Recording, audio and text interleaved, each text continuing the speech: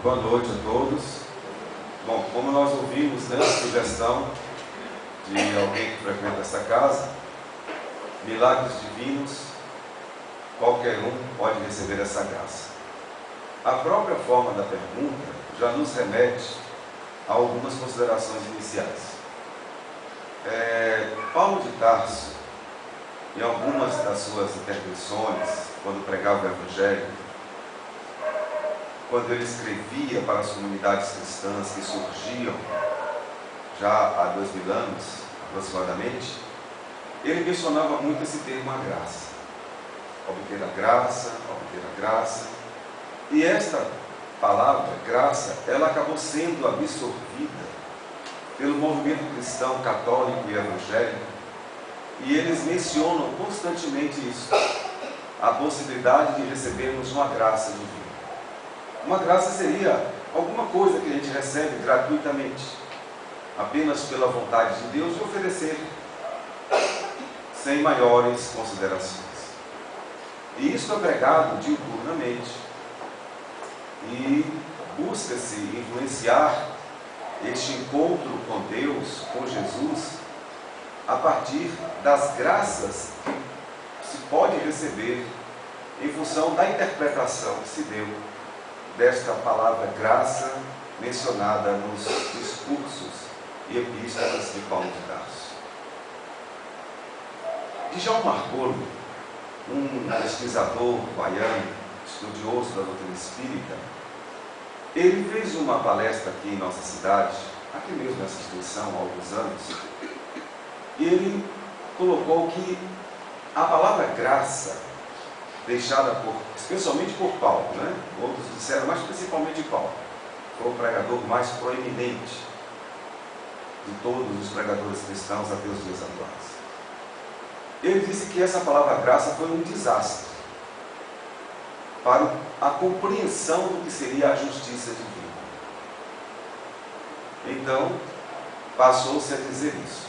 Busquemos a graça. A promessa que se faz para Deus diante de qualquer necessidade a ser resolvida, ela é feita em função dessa proposta de que Deus vai conceder uma graça. Quando se vai estudar já dentro do critério da filosofia espírita, a lei de causa e efeito, a lei de justiça, de amor, de caridade, ficamos diante do seguinte impasse. Então quer dizer que algumas pessoas, se Deus assim o queira, poderão receber qualquer milagre, qualquer dádiva, qualquer favor, dependendo inclusive da forma que se barganhou esse favor, a promessa que se fez, e assim a graça poderá ser alcançada. Recordo-me nitidamente que aqui mesmo nessa instituição recebemos há alguns anos alguns santinhos, desses que se costuma distribuir nas campanhas eleitorais, onde a pessoa pedia que nós distribuíssemos aqui, como essas mensagens que nós distribuímos normalmente nas nossas reuniões públicas doutrinárias. Aí alguém nos trouxe e pediu autorização, éramos o presidente da instituição na época, que a prece de Bezerra de Menezes fosse distribuída. Aí aparecia a imagem de Bezerra de Menezes, esse espírito que todo o movimento espírita reconhece como um dos mais importantes, um dos maiores baluartes da unificação do movimento espírita no Brasil. E assim estava lá. Eu perguntei, mas por quê? Aí a pessoa disse, não, porque eu fiz um tratamento espiritual aqui, e enquanto eu estava tomando os passes, eu mentalizava a figura de Dr. Bezerra de Menezes. E eu frequento essa casa há muitos anos.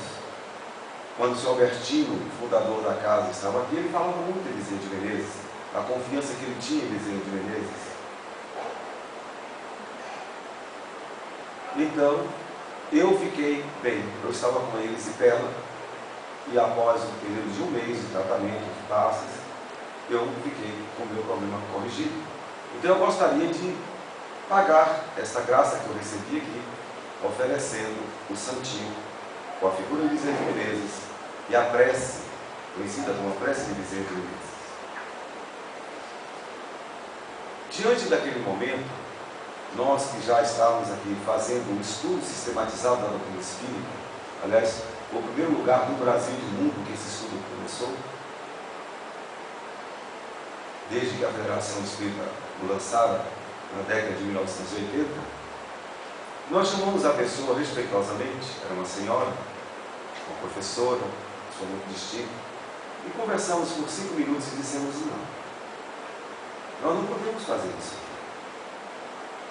Porque se a senhora recebeu o fluido magnético, a fluidoterapia, teve o seu processo de erisipela retomado, houve uma ação positiva, muitos fatores contribuíram. Primeiro, que a senhora está fazendo um tratamento médico, isso vai contar ponto. Segundo, que a senhora está com muita fé. E terceiro, que realmente os fluidos espirituais, ectoplasmáticos, curativos, eles ajudam substancialmente na recuperação de várias doenças, inclusive essas. No meu caso, é erisipela. Então, existem outros fatores que explicam a sua recuperação. Nós não podemos atribuir que foi Dr. Bezerra de Menezes que fora o único responsável pela sua recuperação.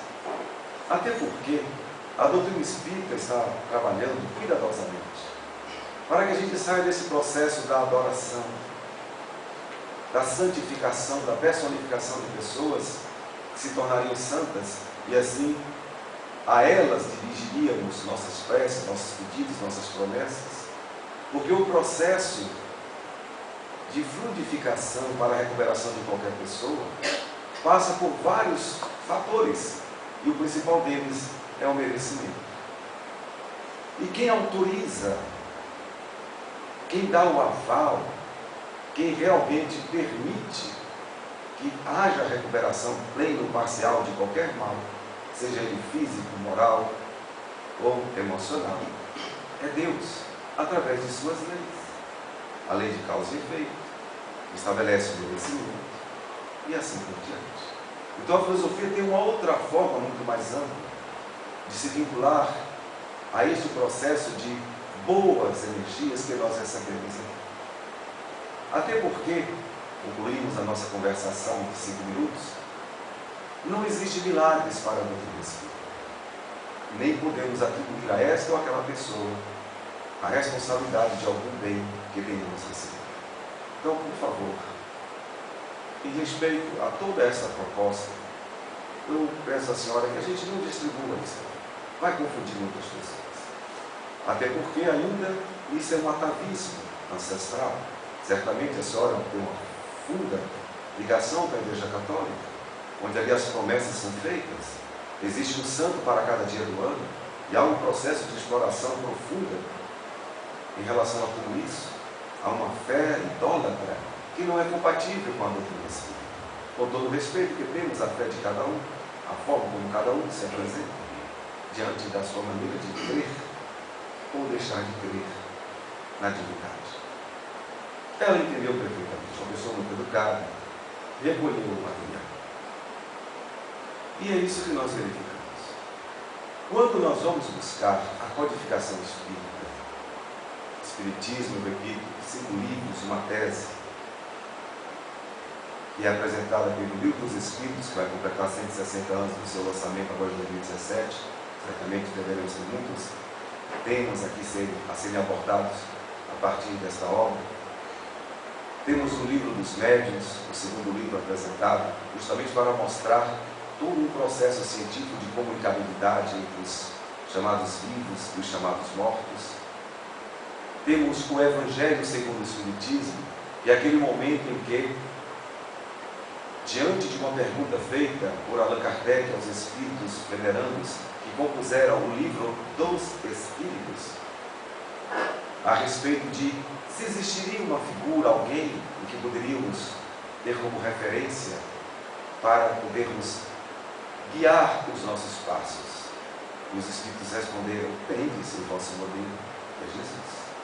E a partir desta pergunta e da resposta, houve então o terceiro livro da codificação espírita, o Evangelho segundo o Espiritismo, justamente trazendo de volta todas as bases morais das lições do Cristo, que foram deixadas de lado através dos tempos e que agora foram relembradas devidamente, com simplicidade, com objetividade, pela doutrina espírita, através desse livro, que é o livro mais vendido no mundo hoje, depois da Bíblia, o Evangelho segundo o Espiritismo. Veio um outro livro, O Céu e o Inferno segundo o Espiritismo, e foi outro grande questionamento. Afinal de contas, o que é que nós vamos receber depois da desencarnação? A alma imortal, que é base de toda religião, de que forma retornará ao mundo espiritual? O que poderá receber? Diante das propostas tradicionais de céu, de inferno, de purgatório, de uma ressurreição depois de uma morte, até a vinda suposta de Jesus para restabelecer os ressurrectos que mereceriam esta graça, e depois aqueles outros que não merecessem seriam alojados no inferno eterno. Diante de tudo isso que se prega aqui hoje, a doutrina espírita colocou-nos o que realmente é céu e o que realmente é inferno. Abriu-se então esse livro, a partir do livro 4º de O Livro dos Espíritos, As Esperanças e Consolações. E, enfim, concluindo toda essa trajetória de proposição espiritual, filosófica, de consequências religiosas, veio um livro cujo nome original é A Gênese, os Milagres e as Predições de Jesus. Um estudo específico para analisar tudo aquilo que foi considerado como um trabalho espiritual de Jesus. Durante 3 anos, dos 30 aos 33 anos, ocorreram fenômenos maravilhosos, que até hoje muitos não são explicados, mas todos os cristãos tentam interpretar o que foi que aconteceu. E assim a palavra milagre também surge ao lado da palavra graça, para dizer que Jesus ele pode operar milagres. O milagre seria aquilo que está fora de tudo que a nossa mecânica científica pode perceber. Tudo aquilo que está fora dos sentidos físicos, tudo aquilo que é sobrenatural e divino, seria então considerado milagre. Mas ao mesmo tempo, diante de várias explicações, até mesmo contidas no Apocalipse de João, o último livro da Bíblia, o que se percebe é que houve uma dúvida sobre a questão dos milagres, porque poderiam existir milagres supostamente divinos, verdadeiros, portanto, mas também poderiam existir milagres inventados, até mesmo por espíritos considerados contrários ao Cristo, chamados de Beelzebul, Satanás, demônio, algo do tipo, que poderiam provocar reações nas pessoas, e essas pessoas teriam uma suposta melhora a partir de reações muito estranhas, e ali se atribuiria que aquele milagre seria cristão, mas muitos interpretando que seriam falsos milagres, até mesmo por Jesus ter dito que haveriam muitos falsos profetas. E essa questão está aberta até hoje. Jesus mencionou que várias igrejas iriam surgir, e muitos iriam dizer: venham que Jesus está aqui, mas nem todos que vão dizer Senhor, Senhor vão entrar no reino do céu. Foi quando ele se referiu aos falsos profetas. Queriam prometer milagres, e hoje nós temos um processo de oferendas milagrosas por diversas igrejas, propondo desde um processo de prosperidade financeira fora do comum, fora de qualquer explicação econômico-financeira, como curas de diversas doenças, as mais consideradas irreversíveis. Há uma grande exploração desse processo milagreiro por diversas igrejas consideradas cristãs. Mas também várias igrejas consideradas cristãs, quando analisam o que seria milagre divino e o milagre falso, contestam esta oferenda maciça de milagres, de facilidades que se pode obter apenas por se aceitar Jesus como Salvador, e a partir daí uma frequência a cultos diversos com as variações das mais mirabolantes, o milagre acontecer. É um assunto muito amplo, é um assunto que exige uma exegese profunda, não é essa a menor dúvida. Mas diante do que nós podemos falar aqui em poucos minutos, em nome da doutrina espírita e especialmente no livro A Gênese, os milagres e as predições, segundo o Espiritismo, ali nós vamos identificar que na realidade tudo aquilo que é considerado milagre, fora do sobrenatural, fora do natural, fora do comum, na realidade tem explicações óbvias.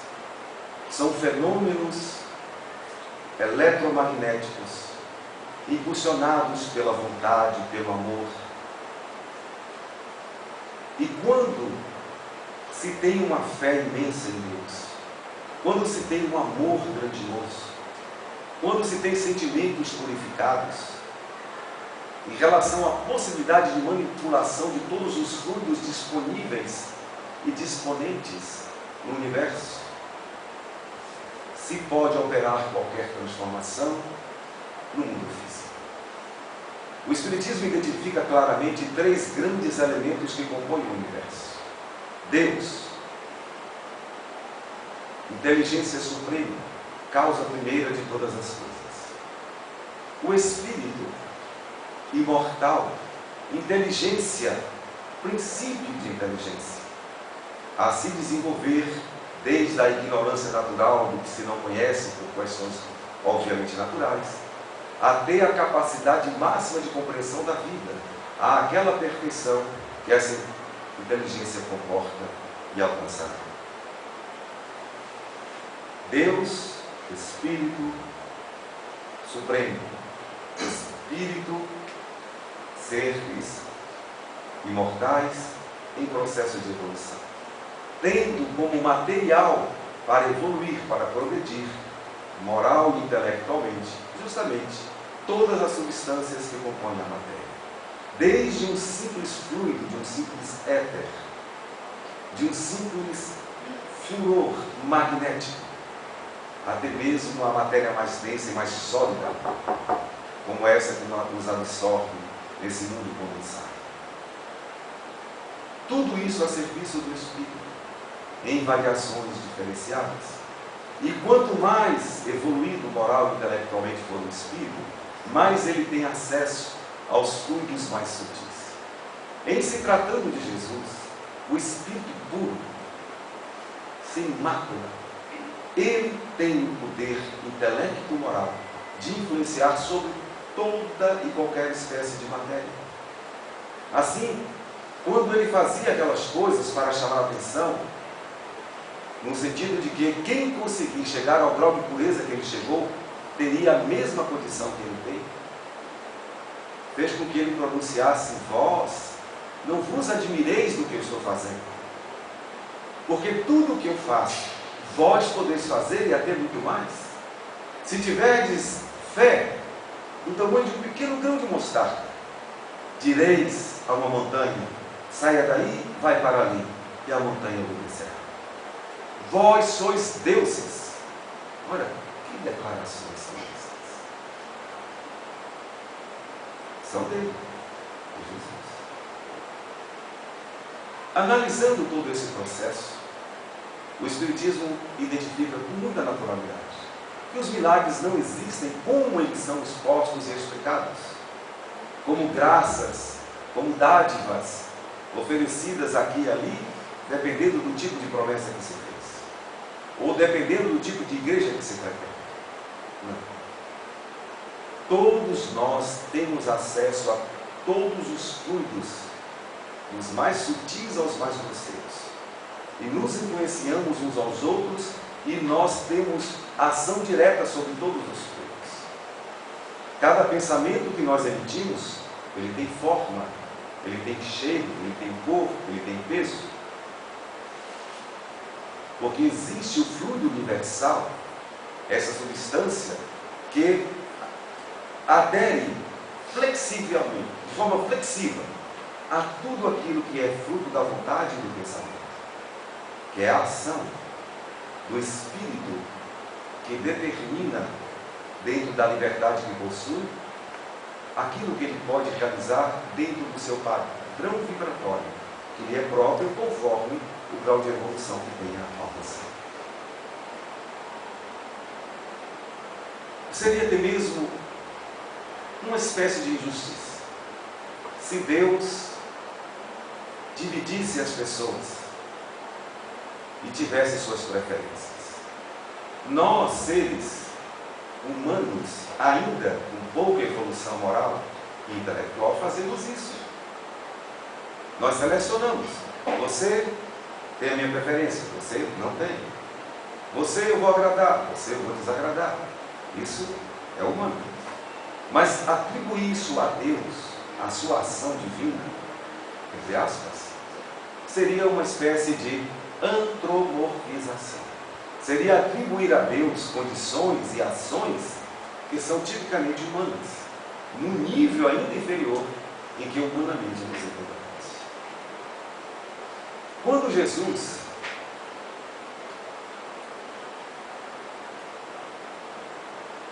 diante de uma tempestade,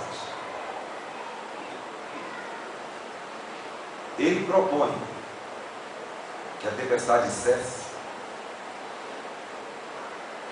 ele fez uma interferência eletromagnética, que qualquer espírito puro que chegou à condição maior, como é o caso dele, pode fazer, ou pode fazer.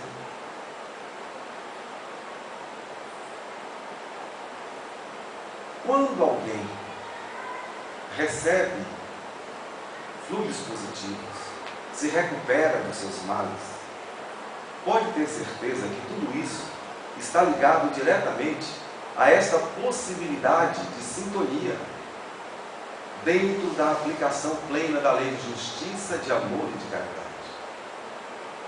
Como o próprio Jesus dizia, para tentar enfatizar essa presença divina acessível, ao dizer: nenhuma folha cai de uma árvore sem o consentimento de Deus. Esta semana, os nossos alunos do Educandário Esperança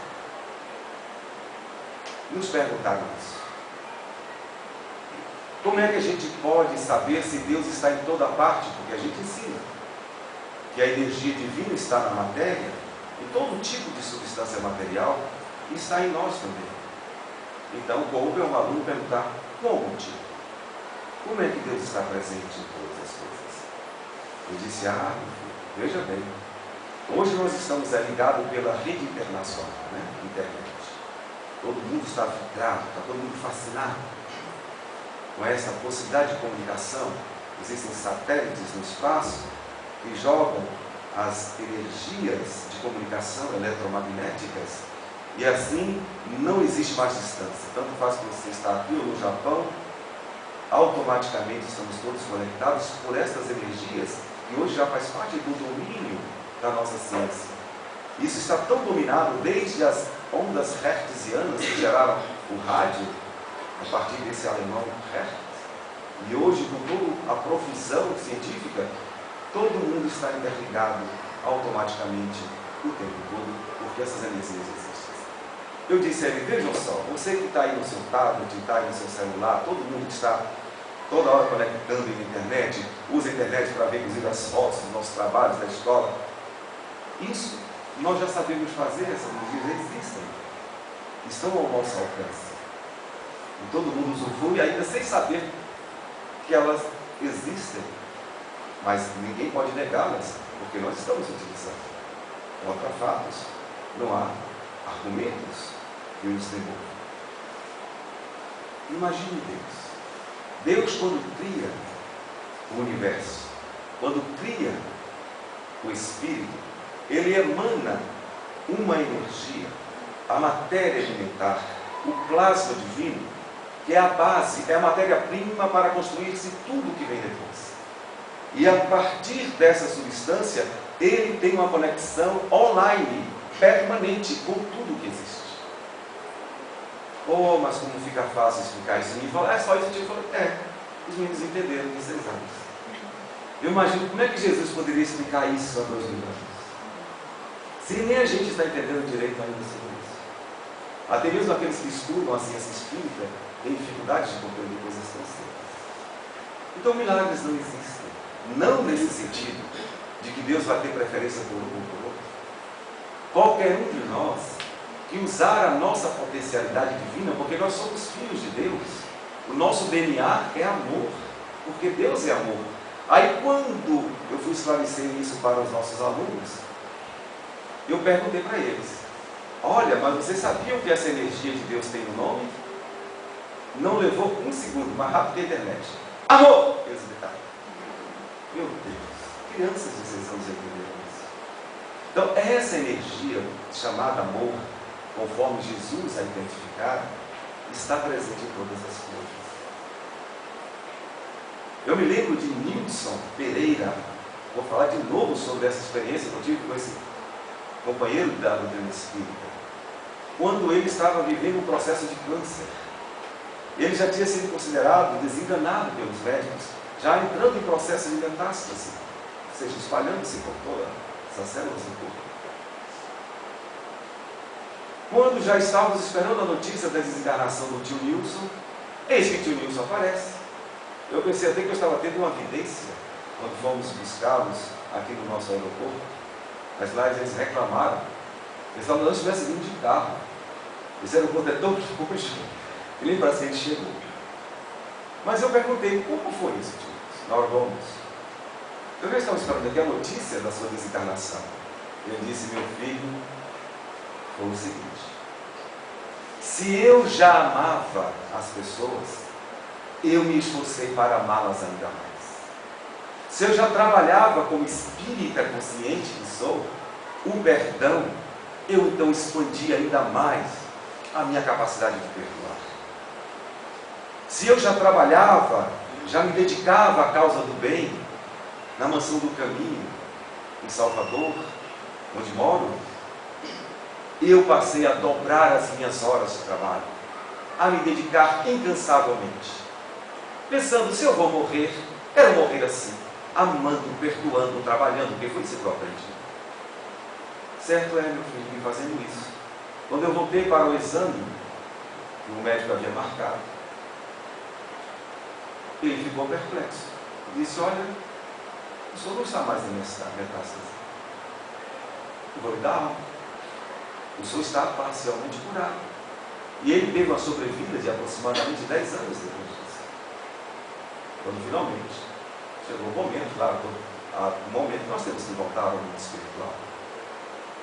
Então foi essa a explicação que ele nos deu. E é isso que a gente aprende. Aqui mesmo no nosso estudo aprofundado da doutrina espírita, nós estamos concluindo estudos do livro 3, promovido pela Federação Espírita Brasileira, é a continuação do Êxito. Ali se está fazendo um estudo detalhado de todos esses supostos milagres de Jesus. Vale a pena, mesmo que a gente não faça um curso formal, aquela inscrição que a gente tem aqui em nossa casa, mas o livro está acessível para estudo, um livro didático, para que a gente compreenda o que realmente vem a ser cada uma daquelas reações que Jesus chamava de milagre, e o que realmente vem a ser o milagre da vida de cada um de nós. E aí coube, dentro do mesmo estudo, alguém dizer que fora convidada para fazer uma cirurgia espiritual, numa sessão de cura. Mas ela disse a quem a houvera convidado, mas como assim? Eu tenho que ir a uma sessão de cura para me tratar? Mas pelo conhecimento que eu tenho, a única cura real é a cura moral. Seja qual for a minha dificuldade, se eu melhorar a minha maneira de ser, Se eu me tornar uma pessoa mais humanizada, mais dócil, mais sensível, mais generosa, eu estarei me tratando por inteira. Esta é a cura que a doutrina espírita propõe. A cura moral, a autocura, a partir da iniciativa pessoal, sem precisar de nenhum agente externo, a não ser a sua própria vontade de se tornar uma pessoa melhor. Um pai melhor, um marido melhor, um amigo melhor, uma esposa melhor, uma amiga melhor. Uma pessoa voltada para o amor, que essa é a nossa identificação. E quando isso ocorre, todo o nosso sistema energético, fluídico, vaporoso, condensado, todos os hormônios vão se harmonizar com a energia do amor. O sistema imunológico estará fortalecido e nada, doença alguma poderá progredir. Simplesmente a partir desse ponto. Simplesmente a partir desse ponto. Porque todas as doenças existentes, elas são frutos de alguma postura nossa um pouco distante do que seria o ideal em relação ao amor. O excesso de egoísmo, de orgulho, de ciúme, de inveja, alguma coisa. Vamos ser francos e vamos observar. Corrigindo-se o problema a partir da postura modificada, automaticamente as células malsãs vão se transformando ao absorverem as células renovadas pelas energias da modificação íntima, da estruturação para o amor, da contemplação da beleza, da meditação, da leitura edificante, da busca da paz, da vibração, da prece. São esses os recursos. Então não existe milagre. O milagre, quem pode operar? Sou eu, é você, cada um tem o seu poder para ser o Deus de si próprio. Porque o Deus maior já disponibilizou tudo isso. Ninguém depende de ninguém para ser feliz, para ser saudável, a não ser de si próprio, da sua relação consigo mesmo, da sua relação com Deus, mas dentro daquele princípio maior que Jesus resumiu ao dizer: ame a Deus acima de todas as coisas. Então tudo que nós vamos fazer, vamos submeter primeiramente a este culto. Se Deus estivesse no meu lugar, bondoso como Ele é, misericordioso como Ele é, perfeito como Ele é, como será que Ele agiria? E uma reflexão como essa pode nos colocar diante de uma postura sempre equilibrada e harmoniosa, diante da vida todos os dias, diante de tudo, diante de todos. Se fizermos a opção dentro daquilo que a nossa consciência já diz. Porque as leis divinas, o que é mais importante, não estão lá no livro dos Espíritos, não, somente. Não estão descritos nos livros de religião, de filosofia ou na própria Bíblia. As leis de Deus estão na nossa consciência. Basta que consultemos a nossa consciência todos os dias, com toda sinceridade, sem subterfúgios, sem fugas, sem explicações que nada explicam. Conversemos conosco na intimidade que nós temos o direito de ter e vamos conversar com a nossa consciência e ela vai nos dizer se a maneira como estamos pensando, falando e agindo realmente é a maneira ideal, se esse realmente é o melhor comportamento. E é uma resposta que virá silenciosamente e cairá em nossa alma como um perfume suave, como um bálsamo que sustenta e conforta. E aí, quando tivermos que dar o passo seguinte e falar a próxima palavra, emitir o próximo gesto, certamente poderemos agir de maneira muito diferente, muito melhor, naturalmente, do que estamos fazendo agora. Então foi essa a resposta que a pessoa deu. Por que eu vou me submeter a uma cirurgia espiritual, se eu sei que a cura verdadeira depende de mim? Se eu estou doente, eu criei essa dificuldade. Quem tem o poder de retirar a dificuldade? Eu mesmo. Da mesma forma que eu entrei aí, eu posso sair. É assim que a doutrina explica o que sejam os milagres. Que Jesus nos abençoe, que os bons espíritos nos deem sustentação, para que a gente possa ter uma fé mais firme, uma convicção racional, porque é isso que o Espírito Santo faz com a gente.